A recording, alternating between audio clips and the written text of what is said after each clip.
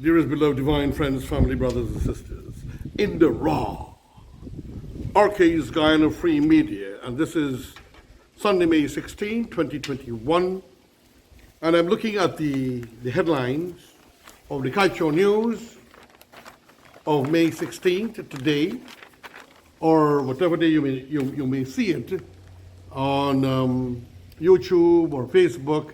This is May 16, and I'm looking at government penalizes Exxon'S on flaring, but country ultimately has to pay. I tell you, I can't find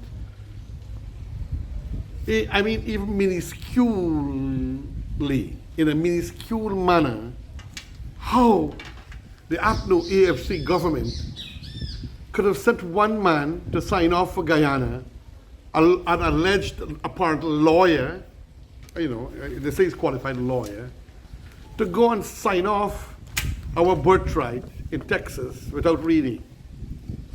And later on he claimed he was instructed to sign. Obviously because some people wanted the money and the power for themselves and their pockets, and even possibly, friends and families, to get monies to show some kind of a development to possibly stay in power forever. In this expose written by Guyana Wilberg,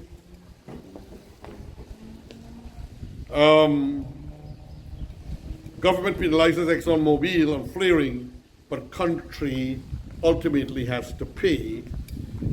Mostly what appears to be a commentary from Chartered Accountant Christopher Ram, an attorney at law and a citizen's lawyer for patriotism.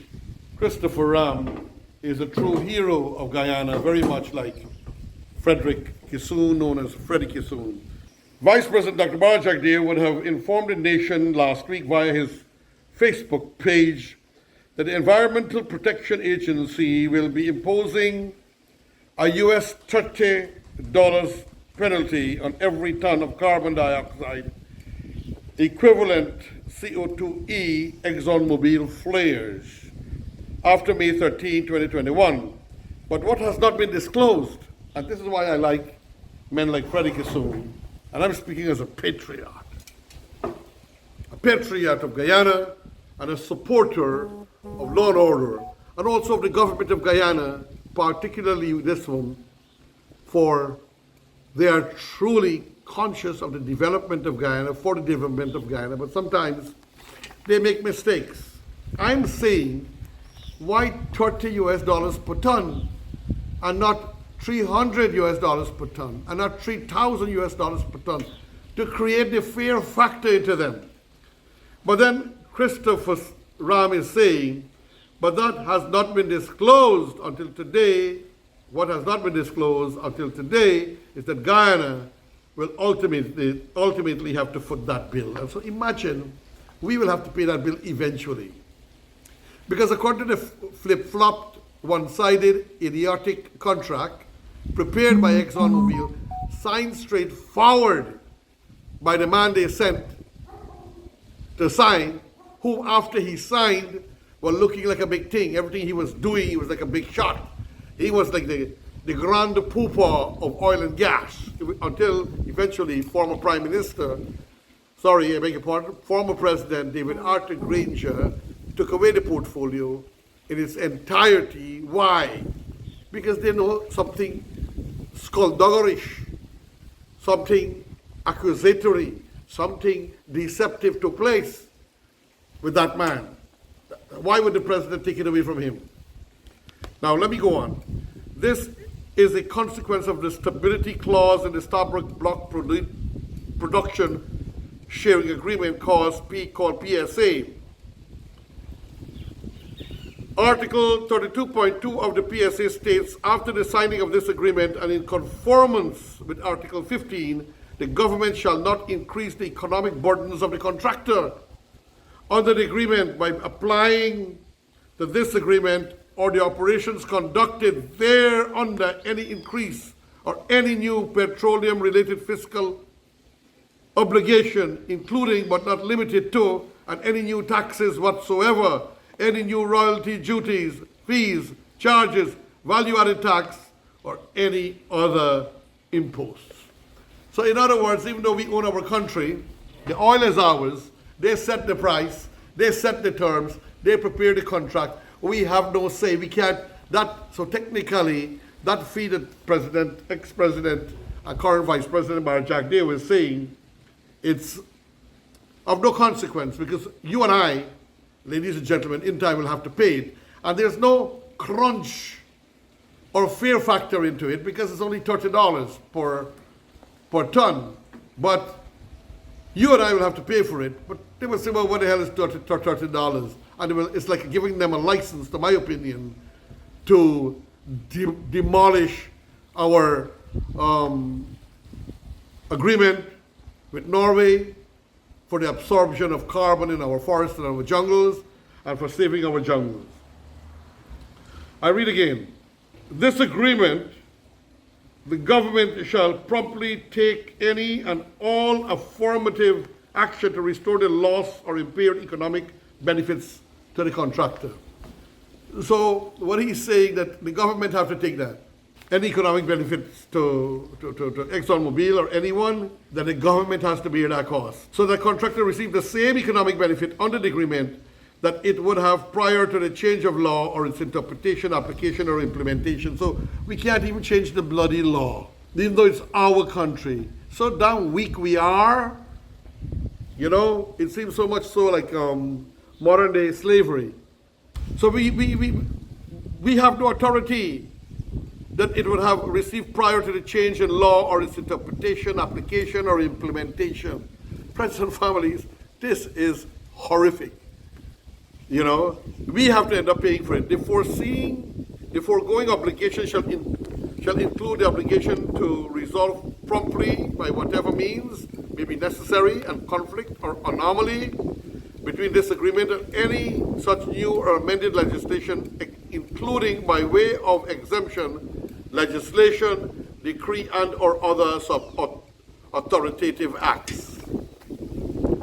In light of the fact that Guyana has no legislation predating the signing of the contract, which sets out the U.S. dirty penalty for flaring, therefore means that Guyana will ultimately have to compensate ExxonMobil. Chartered accountant Christopher Ram is saying that we will have to, according to law, pay that. No wonder why they agreed so easily, because they know. And they're probably looking at the negotiators and realizing that they got their crutch in their palms and can squeeze it when they want. This is what it seems. That's why they accepted the term, or otherwise they would never have. Chartered accountant Christopher Ram, who has studied the agreement in depth and has a master's degree in oil and gas from Reading University in England, also agreed that Kaiteur News last evening as he noted that Guyana is basically paying the new penalty tax thanks to the stabilization clause. That clause I read just now. Thanks to that, we are paying the necessary tax for them and penalties. He said too that if the oil giant allows a compromise, Guyana would have to pay at least half of it. So even if they decide, they will accept. Even if they agree, but they know we have to pay. So even if we still have to pay half in reality according to the contract. Furthermore, Ram, in a letter published by Stabrook News on Saturday, also criticized the modified Liza Phase 1 permit as he noted that perusal of the amendment shows that the payment of $30 penalty applies only to flaring in excess of timelines for flaring events. So ladies and gentlemen, that is the reality of what is happening and the situation here. I'm going to skip some parts. Among other points he raised, Ram held the view that the government is perhaps neglecting a few of its key duties as enshrined by the Constitution. He is postulating that the government of Guyana is being somewhat careful, protect the environment for the benefit of present and future generations.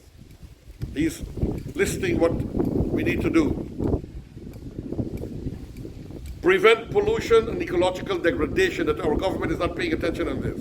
secure sustainable development and use of natural resources while promoting justifiable economic and social development. The Chartered Accountant said, the administration must once and for all stand up to ExxonMobil and cease neglecting its duties to the people in the name of development. Friends and families, we all want some development. We all want our country to grow and to get better. But at the same time, we can't sell our patrimony out for some money which will possibly destroy our country. I know our country really can be destroyed with the government in power, with President Irfan Ali, Vice President Barra Jagdeo, Mark Phillips, Prime Minister, and all the other host of intellectual Vikram Bharat, Minister of Natural Resources, and all the cabinet. Guyana will not fall. But at the same time, we need to do the best we can to ensure that we are well cared and well protected, friends and families, and our future generations are, and that they will not curse us. Your friend, your brother, me, Hajji, Dr. Roshan Khan, in the wrong. Arcade, Guyana Free Media.